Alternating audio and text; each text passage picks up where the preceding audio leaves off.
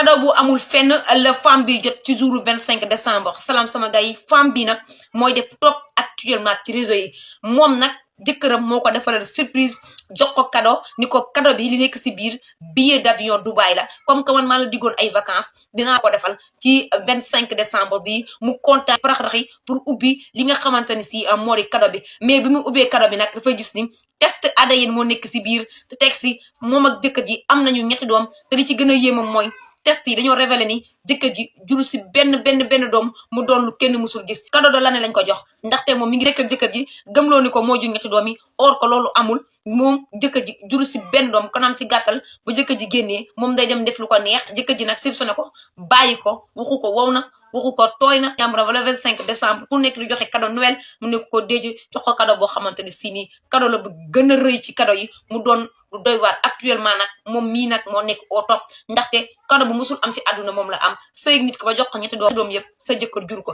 question bi ko jëkkër ji laaj mooy kan moo jur xale yi ay ca mi ngi noonu sama